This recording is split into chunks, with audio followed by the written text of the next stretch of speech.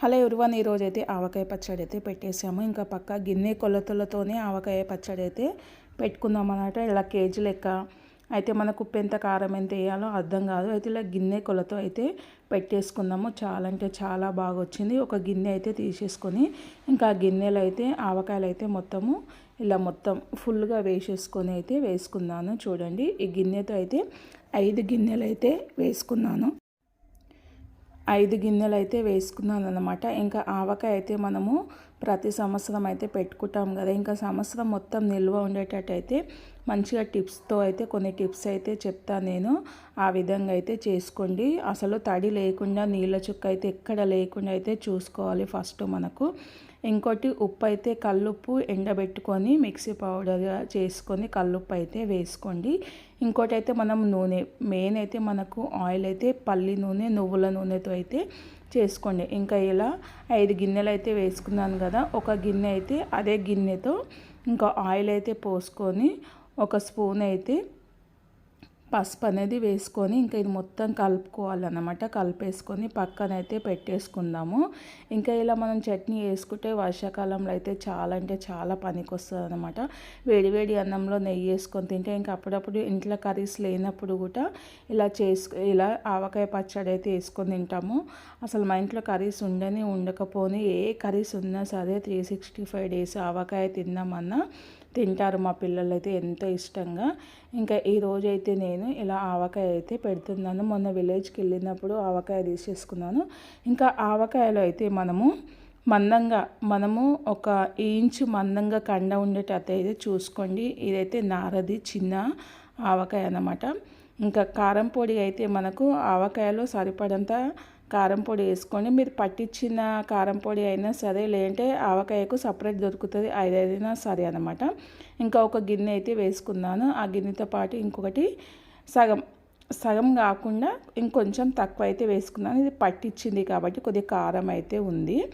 ఇంకా నేనైతే కల్లుప్పునే మంచిగా పొద్దున్న ఆశీర్వాద్ కల్లుప్పు తెచ్చుకొని ఎండబెట్టేసుకొని మిక్సీ వేసేసుకున్నాను. ఇదైతే ముప్పావు వేసుకున్నాను. ఈ గిన్నెతోనే ముప్పావు అయితే వేసుకున్నాను.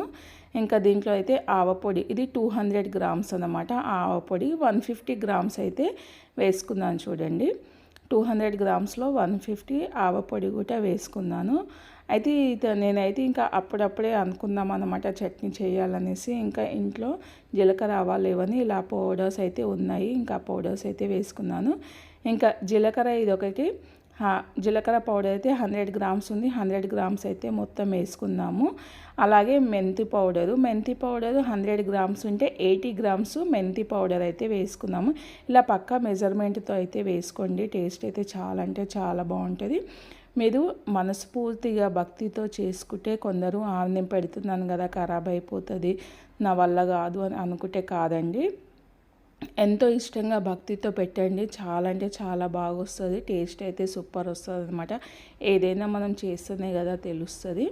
ఇంకా మెంతులు కూడా కొంచెము ఒక టేబుల్ స్పూన్ ఇంత మెంతి పౌడర్ వేసుకొని మెంతులు కూడా ఒక టేబుల్ స్పూన్ ఇంత మెంతులు కూడా వేసుకుందాము. టేస్ట్ అయితే ఇంకా బాగుంటుంది. ఇంకా 100 గ్రామ్స్ అయితే వెల్లిపాయలు వేసుకున్నాను. మీరు ఇట్లా వెల్లిపాయలు వేసుకోండి. లేదు అంటే ఇంకా అల్లం ఆవకాయ చట్నీ కూడా వేసుకోండి. అది కూడా టేస్ట్ అనేది చాలా బాగుంటుంది. మనము అల్లం వెల్లుల్లిపాయలు మంచిగా ఒక కేజీన్నర తీసేసుకొని పొట్టు తీసేసుకొని తురిమేసుకొని మిక్సీ పట్టేసుకోవాలన్నమాట. మిక్సీ పట్టుకొని అది ఆయిల్లో మంచిగా పచ్చివాసన పోయే వరకు డీప్ ఫ్రై చేసుకోవాలి అది. ఇంకా ఇవన్నీ ఒక్కసారి మంచిగా కలిపేసుకోవాలి. కలిపేసుకున్న తర్వాత ఇంకా మనం ఇది పక్కనైతే పెట్టేసుకుందాం కదా. పెట్టేసుకున్న ఆవకాయలో ఇంకా ఇది వేసేసుకొని కొద్దిగా కలుపుతూ ఉండాలి. ఆ ఆయిల్ అయితే ఇలా అయితే మొత్తం కలుపుకున్న తర్వాత ఇంకా ఆయిల్ అయితే సరిపోలేదు. ఇంకా దీంట్లో ఇంకొక గిన్నె అయితే ఆయిల్ అయితే వేసుకున్నాను.